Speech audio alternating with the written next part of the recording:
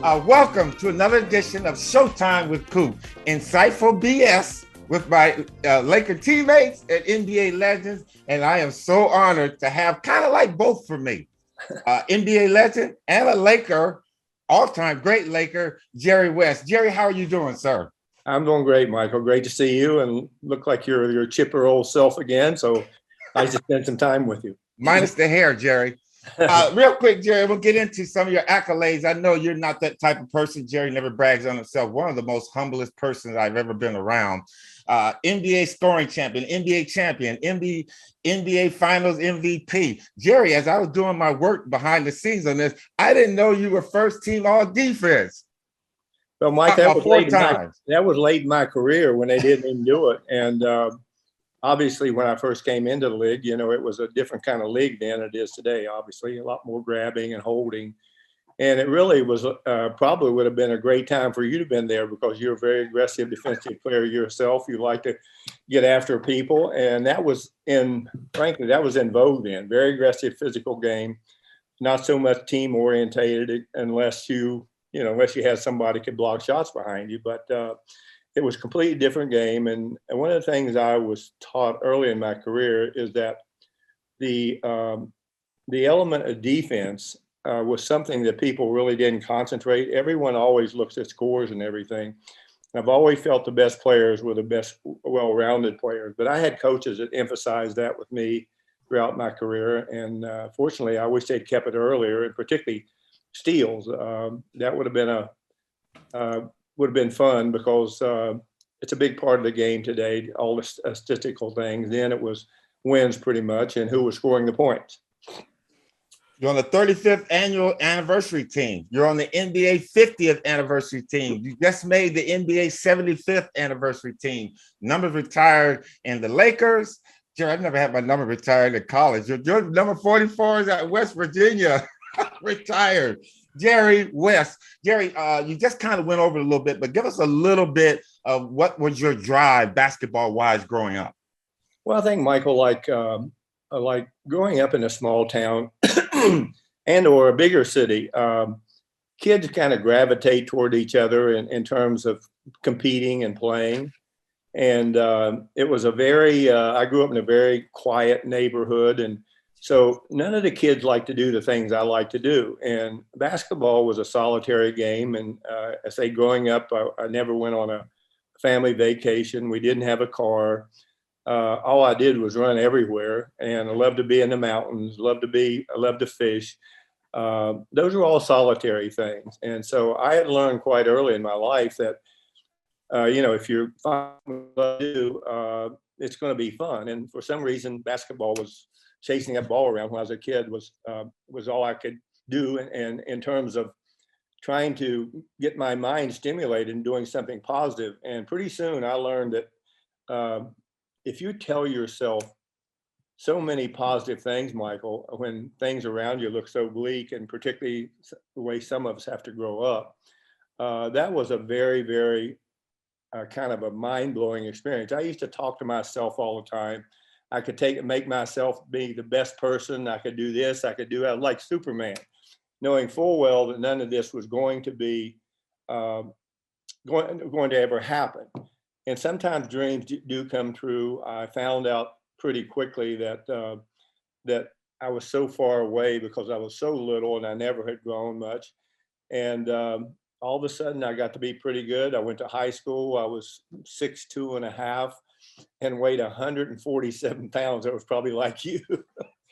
What do you weigh when you were Laker? 176 pounds, 6'5", 6'6". And so all of us are constructed differently, but I became one of the best players in the state, and I was named the best player in the state when I was a senior. And so I got a lot of college offers to go to school. And frankly, Michael, I didn't even know how to cope with it because I was brought up in a background where, being wanted was not part of my this area there. People just had jobs, hardworking jobs. A lot of them worked in the coal mines, and it was all of a sudden people clamoring over you. And I didn't say a word, Michael. I was so quiet and so shy, and I didn't even know what it would be like to even be away from home. I never really been away from home. I never had a family vacation, really nothing together as a family. And all of a sudden I started getting recruited a lot. And, people were offering me a lot of money, Michael, to go to school then. And about 4 times what my father was making. He was making $450 a month with 6 kids. And so you see that and you start to say to yourself, well, why would someone want to pay me? They don't even know me.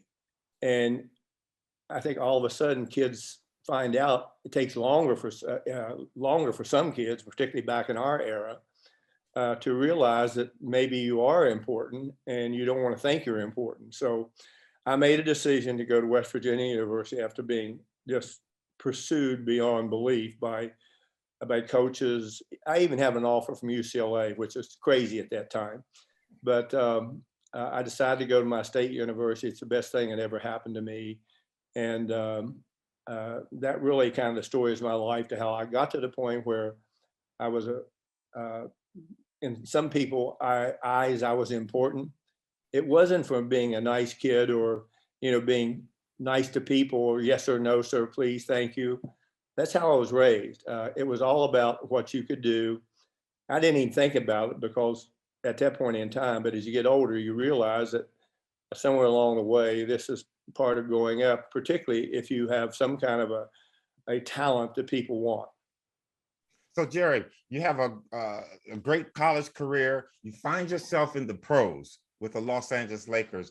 What was your rookie season like? Because mine was like they had me carrying everybody's dirty bags and stuff, Adrian Dantley and guys like that. Did you experience that? Well, Michael, it was really pretty funny. It was a learning experience for me. And what was really interesting, Michael, I never had a white roommate when I was playing. I always had black roommates, and I think we had something in common because everyone had to go to school for 4 years then. And it was probably the greatest educational opportunity for me that I can possibly imagine. The nights that we spent alone after games, 5 o'clock in the morning, no private plane to take us anywhere, catch the first available plane out in the morning. And you might have 3 or 4 hours sleep. I still can't sleep. I'm not a great sleeper, never have been. It probably was a positive thing for me.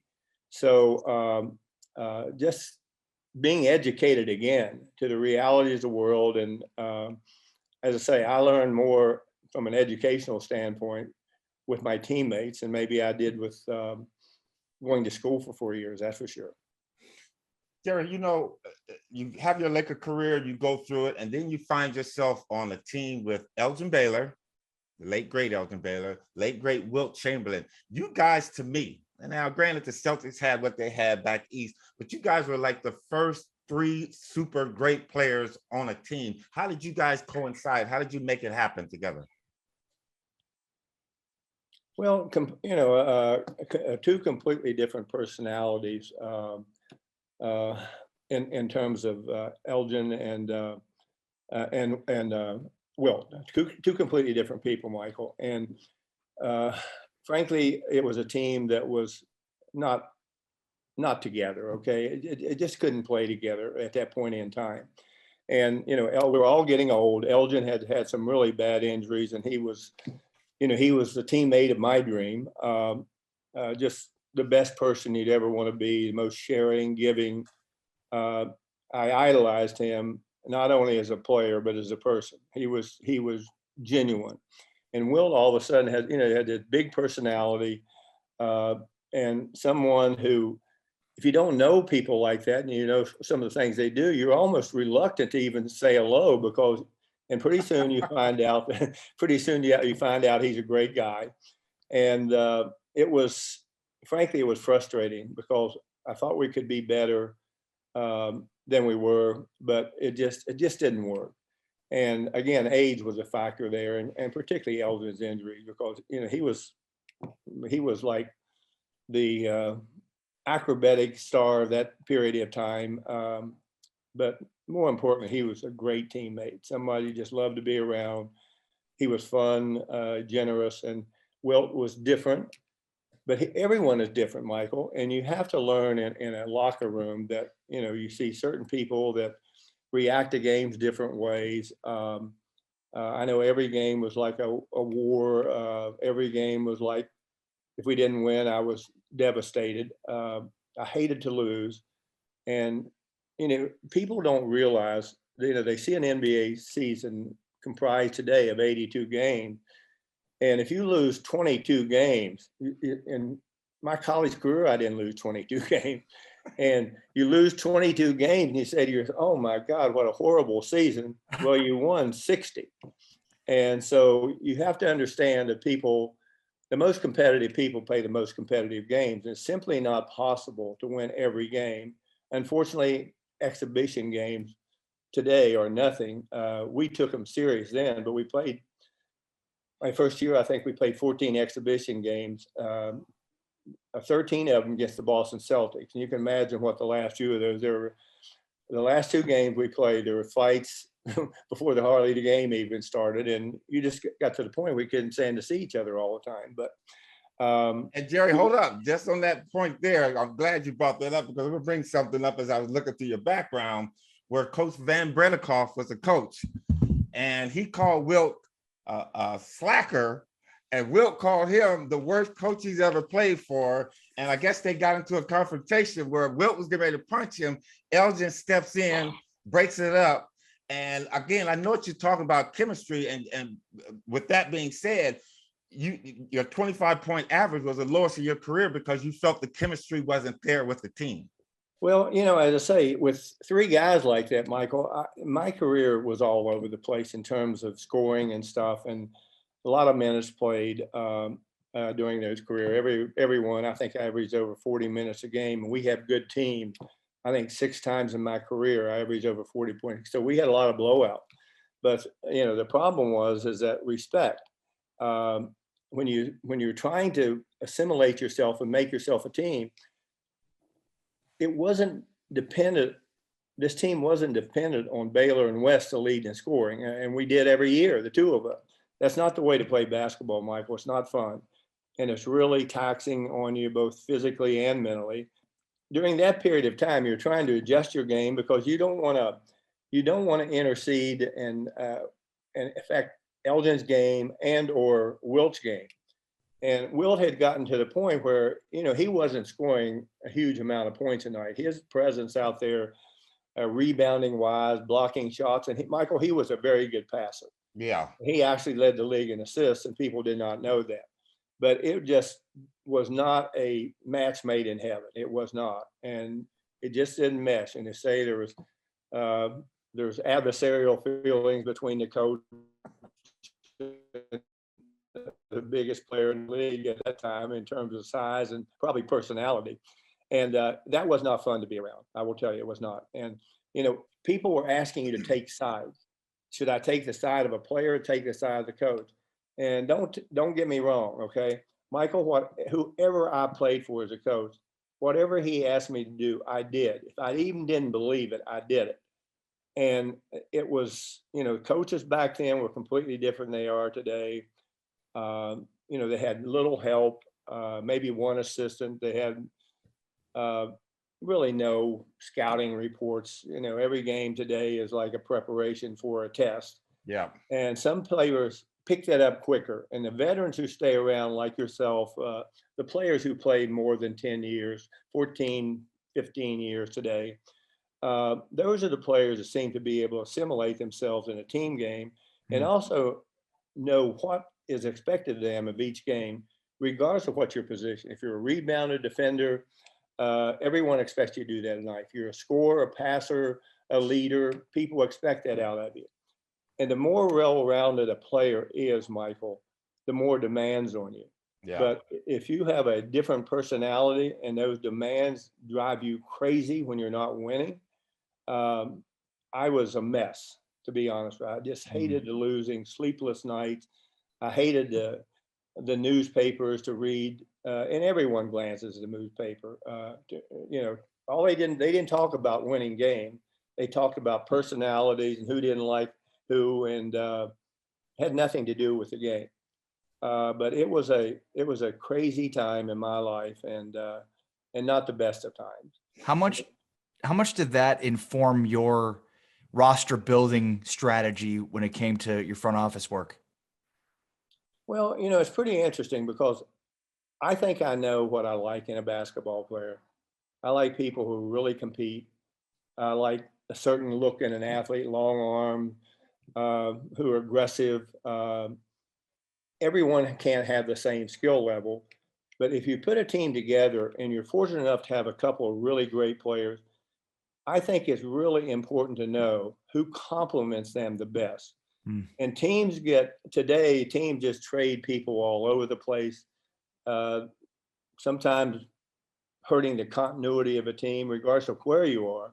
Right. And probably I guess maybe one of my best or worst traits was the players that came here. I loved them. Happened to be able to work for a wonderful owner in Jerry Buss, who gave you the ability to talk about things. And would he ask questions? Yes, he did.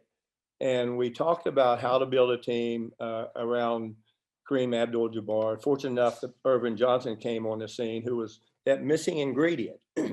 He not only provided the leadership, more scoring, more easy opportunities because he pushed the ball.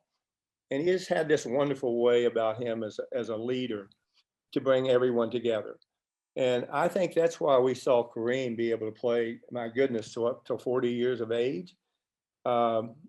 Amazing what one player can do for your teams, not only in terms of happiness that he brings within a locker room, but what he does to make you a better player, take some of the burden off your ball handling and things that I don't think you were 100% comfortable with. You weren't going to lose a ball, but just have one of those creative people out there who's such a leader, led to a great era in Laker basketball history.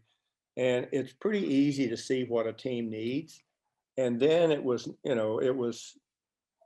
the ability to go out and acquire players that were not happy in other circumstances, and the teams were expecting more of them because they had been great players. But Michael, we had 5 number 1 draft picks here in Los Angeles. That's right. The Laker teams that people didn't even know about. And there's something about having talent that doesn't work somewhere else. And someone asked me one time about Bob McAdoo. Everyone berated him, what a bad guy he was and everything.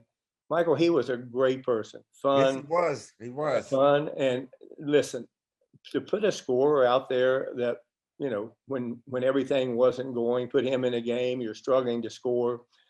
He was one of those guys that was just difficult to play. He was big.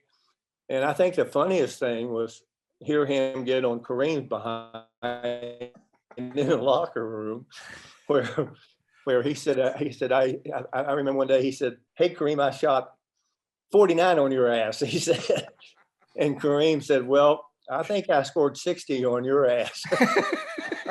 But it was fun times. If you get a bunch of good guys together, there's something collectively about them that when they go out in the court, they had one vision. That one vision was to win. They didn't care if it was a defensive game, an offensive game. Good teams can win anyway, Michael. Some teams can only outscore you that are good teams. And these well-rounded teams, and you know what joy was like to be there with the fans, how enthused they were. Those were the fun times. And then unfortunately Irvin had to step away, and rebuilding time, we were able to acquire Shaquille O'Neal, which is a huge platform for any team to start with. And he was young, and we had a young kid that we traded for in the draft, Kobe Bryant. And it wasn't going to be long before those two guys would be able to create another era of Laker basketball. And then, they have brought in 2 or 3 guys to now with mainly the ringleader, LeBron James, Carmelo Anthony, and Westbrook. He's a real leader, Michael. Yeah. And his legendary status as a player, he just does everything, and he's gotten better, and particularly shooting the ball. So And, Jerry, hold up, Jerry, because you're jumping ahead, and I like where you're going, but I want to concentrate a little bit back on your playing days. What was it like playing the Boston Celtics in the 60s and early 70s? well, Michael, you played them a lot of times, and there weren't that many teams in the league, and they were battles. I mean, I respected them. It seemed like every time they needed a basket somehow, they'd get a bounce the right way. And there were 2 times that for sure we shouldn't have beat them, Michael, 2 times, and we didn't. And that was the most devastating thing of all, to go home and feel the enormous disappointment. Jerry, what made them so good? What made them so good? Well, the greatest winner that ever played professional basketball is Bill Russell, 11 world championships. And they made a trade that was, they traded 2 white guys for a black guy then, which was in Boston, which was a city that it was filled with racial tension. And pretty soon, his dominance as a defensive player, they had some guys that weren't very good defenders, but they had 2 young men coming off the bench, Casey Jones and Sam Jones, that added to their defensive presence. And they could win any game. An offensive game, a defensive game, a physical game. And Bill. What did John Havlicek bring to them, Jerry? Because he came off the bench too a little bit. Well, as I say, he was in the perfect place for him because, Michael, they would shoot over 100 shots a night. Okay, 100 shots a night. And they would be very much like today's game. If it would be 1-on-3, somebody would shoot it, but it wouldn't be a 3-point shot. Today now, guys just run behind. They can have a layup. They run behind the 3-point line. But they played a really fast-paced game. And, of course, unless you were really knew how to play against Bill Russell, he was a menace out there. And it took me 2 years to figure out. You always had to see him before you drove. You could not, if you didn't see him, you better look to pass the ball. And so that took away a lot of layups, a lot of really close attempts to the basket. And he always he was an amazing shot blocker. Michael, he was like the plastic man. He could drive. There's pictures of him in the air. His body is like flat and he reaches over. And he's an enormous runner, really fast. Wasn't a great shooter, but he could do everything that a team needed to make up for the mistakes that these other players made, particularly defensively. And his rebounding ability allowed them to run up and down the court, and that's why they scored a lot of points. What were the fans like back there, Jerry? Because they were just terrible for us in the 80s. They weren't that bad back then, were they? Well, Michael, I had somebody that, I never went back to the Boston Garden after I played. I hated green. You never see me wear green. So do I, Jerry. I hate green too. But what was funny about it, Michael, is that they treated us pretty darn well. They really did. And because we had been there so much during the regular season, they saw us play and they saw we had a good team. And we won a lot of games against them, but we didn't win enough to make a difference. And I think Tommy Heinsohn, the late Tommy Heinsohn, said, "You're the Boston Celtics' favorite visiting fan." I said, well, they weren't my favorite fans. Hey, you listening to Showtime with Coop? We got the logo on here. Jerry West. I've been telling you guys he was coming, but he's finally here. Jerry, what do you think about being called the logo and having that emblem?